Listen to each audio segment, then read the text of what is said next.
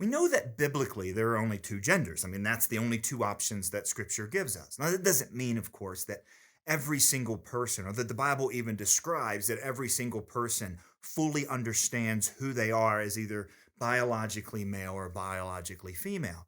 But we do know a couple things. First of all, that these two can only be understood in light of each other. In Genesis chapter 2, when God said to Adam, "It's not good that you're alone, you need a helper." And then he actually sends him to name all the animals. And the conclusion is there's not a suitable helper. I remember reading that once and thinking, well, wait a minute, animals are really helpful, right? I mean, they pull our plows, they give us clothes, they give us tasty bacon. I mean, animals are awesome. But Adam didn't need any helper, he needed a suitable helper. Think about this, another Adam wouldn't have been a suitable helper either. Why? Because what did he need help doing? Fulfilling the job God gave him to be fruitful, to multiply, fill the earth, and subdue it. So Eve, another woman wouldn't have been a suitable helper for Eve. Another man wouldn't have been a suitable helper for Adam. Eve was a suitable helper for Adam. Adam was a suitable helper for Eve. So we understand that this is what God gave. And it wasn't just kind of a random decision like, oh, I think I like two. Let's just have this. And no, no, no. It was inherent to the future of the world that he created. It was the only way that humanity was going to have a future, is because of that. Now, we can see that really clearly in the Bible. We can also see, by the way, in the Bible, how important it is not only that there is male and female, but the bodily aspect of it. Now, this is huge to understand. Why? Because we live in a society that says that it doesn't matter what body we have, it's our inner sense of gender that makes us who we are.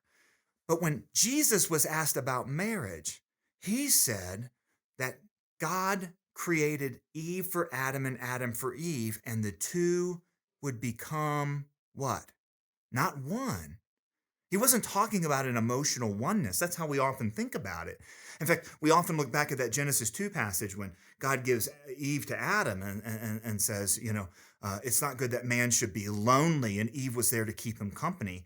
That's not what the text says at all. It actually says it's not good that man is alone. I'm going to give him a helper, not a companion. Even though companionship is a really cool side benefit of marriage, it's not what the whole thing is really about. Jump ahead to when Jesus is asked in Matthew 19 about this whole marriage thing. He doesn't just say the two shall become one.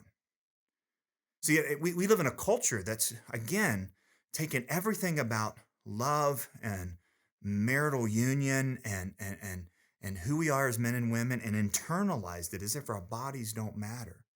You can see it in the songs like, or the memes that had advanced things like same-sex marriage. Love is love. But listen, is heterosexual love the same as homosexual love? Even, by the way, I'm not talking about morally. I mean, I think you should think about these things morally, but think about it this way. If every single person on the planet lived in a committed, monogamous, heterosexual relationship, would the world have a future? Yes. If every single person in the world lived in even a committed, monogamous, loving, homosexual relationship, would the world have a future? No. Why? Because heterosexual love is procreative. It has the potential to produce children. In fact, it's the only body process that a human can't do by himself. You don't need help respirating unless you have a disease or a disability. You don't need help circulating, again, unless you have some sort of condition.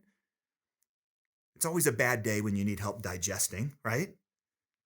You always need help reproducing, but not just any other person. It has to be the opposite biological sex. If you're a woman, the only way to reproduce is with a man. If you're a man, the only way to reproduce is with a woman. So we see that what the Bible describes as two genders, male and female, aren't just these kind of random things that God kind of came up with to decorate the world. These are essential. These are core to the way God made the world. These aren't, gender's not a social construct like a speed limit, like where you look at a stretch of road and you're like, I think, I know, we'll impose this reality on this road. It should be 60 miles an hour, right? Now, it's not part of reality. It's something we created and imposed. And some people think that's what gender is that we just kind of created this and imposed it in order to get, I don't know, social order or what we want or male dominance or something like that. No, no, no. What we see is that male and female, these two genders, they're not social constructs. They're part of the world like gravity. You can say gravity doesn't exist. You can try to redefine gravity. You can say gravity is an illusion or a social construct. But as soon as you step off the roof, you're headed to the ground. That's what we see with gender.